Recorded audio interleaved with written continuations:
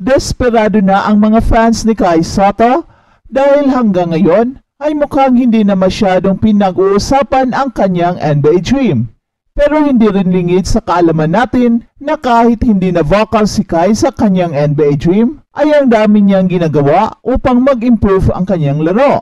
In fact, ngayon lang nangyayari na merong kinuha ang kampo ni Kai na personal strength and conditioning coach na kung saan ito ang nakita nila na pinaka-weakness ni Kai na dapat madaliin upang magkaroon siya ng bato-batong katawan na magiging advantage niya pagdating niya sa NBA.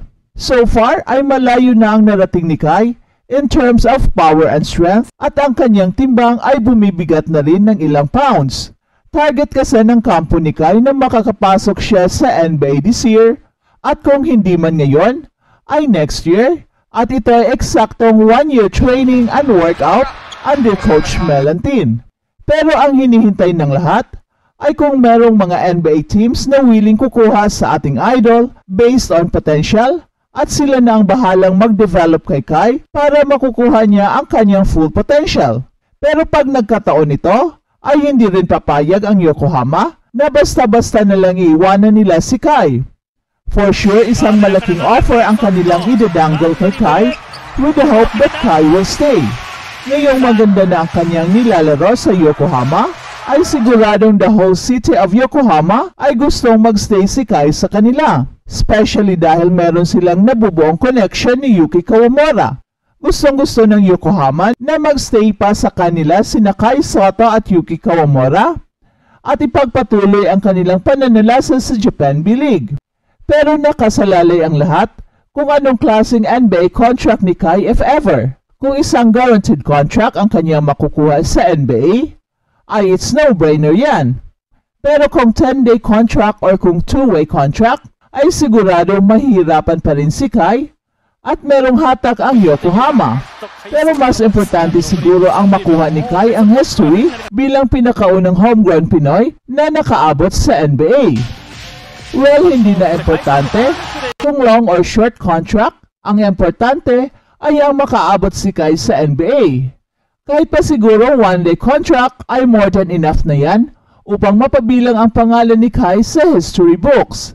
Desperado man ang mga fans, ay kalma naman ang ating idol. Matinding focus lang ang pinapanatili ni Kai at bawat araw ay nagpupursige siya na mag-improve ang kanyang craft and true enough, nagpapakita na ng kakaibang galing si Kai sa Yokohama B Corsairs.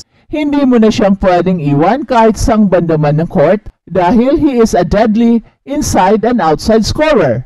Ito ang pinakita ni Kai with the Yokohama B Corsairs at alam na niya kung papaano maglalaro sa Japan B-League. The next step ay kung papaano siya mag-level up ng kanyang laro. Isang paraan upang mag-level up ang laro ni Kai ay sa pamamagitan ng pagpapalaki ng kanyang katawan para hindi na siya ibuli sa ilalim at magiging isang immovable force siya dito. That way ay makokontrol na niya ang rebounds at mas gagaling pa ang kanyang galaw dahil mas magiging explosive na siya and his trainer is making sure na kahit lumalaki na ang katawan ni Kai ay still mabilis pa rin siya. Malaking bagay rin kasi ang speed and quickness ni Kai kaya more than anything else ay mas importante na ma-maintain niya ang kanyang jumping ability, ang kanyang athleticism, at higit sa lahat, ang kanyang ability to score. Malaking tulong rin ang mahabang playing time na binibigay ng Yokohama kay Kai sa pag-achieve niya kung gaano nakalaki ng kanyang improvement ngayon. At balitang NBA naman, Denver Nuggets nasa bingit ng pag-sweep sa Los Angeles Lakers matapos ang kanilang panalo sa Game 3 dahil sa isang singsing ng kampyonato at isang matibay na veteranong core, ang Denver Nuggets ay isang nakakatakot na katapat para sa anumang kupunan sa NBA. Malinaw na isang bangungot para kay LeBron James at ng Los Angeles Lakers na isang laro na lamang ang layo para sa isang early summer vacation matapos na ang Denver Nuggets ay pinalawak nila ang kanilang panalo sa seryeng ito sa isang kahangahangang 11 games. Si Aaron Gordon ay nagtala ng kanyang playoff career high na 29 points and 15 rebounds At nagdagdag pa si Nikola Jokic ng 24 points, 15 rebounds and 9 assists. At ang Denver Nuggets ay lumapit sa bingit ng second round matapos ang 112-105 na panalo laban sa Los Angeles Lakers sa Game 3 sa kanilang NBA First Round Series. Si Jamal Murray ay nagtala ng 22 points para tulungan ang defending champion ng NBA na manalo ng kanilang 7 sunod-sunod na playoff meeting laban kina LeBron James at ng Los Angeles Lakers sa pamamagitan ng isang dominanting estilo. Si Michael Porter Jr. ay nagdagdag ng 20 points para sa Denver na siyang nagkontrol sa third quarter at madali ang lumusot sa mga huling minuto patungo sa kanilang ikalimang sunod-sunod na panalo laban sa Lakers, starting with its sweep at last season's Western Conference Finals. It's fun to win games. I don't think anybody, besides the media, looks at the 11 straight victories because it's hard. It's not easy to beat this team. Last game, coming back from 20 points, we had to scratch and claw. So it's not easy. But of course, we like winning. And the more times we can win, the better. Yan naman ang sabi ni Michael Porter Jr. At ang Game 4 ay sa Sabado sa Los Angeles at wala ni isang NBA team ang nakakabalik sa 0-3 playoff deficit.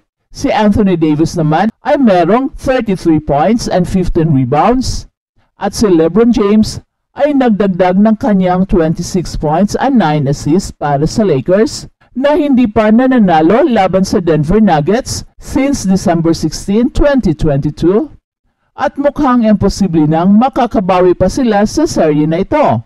Nagtala si Austin Reeves ng 22 points para sa Lakers na pumalo sa postseason na may karamihang magandang laro since the holidays at sinundan pa ng isang impressive play and win laban sa New Orleans Pelicans para agawin ang number 7 seed. Ang Lakers ay nananalo ng 12 of 15 heading into the series pero ngayon, they're one loss away from failing to win a playoff round for the third time in 4 years since their 2020 NBA title.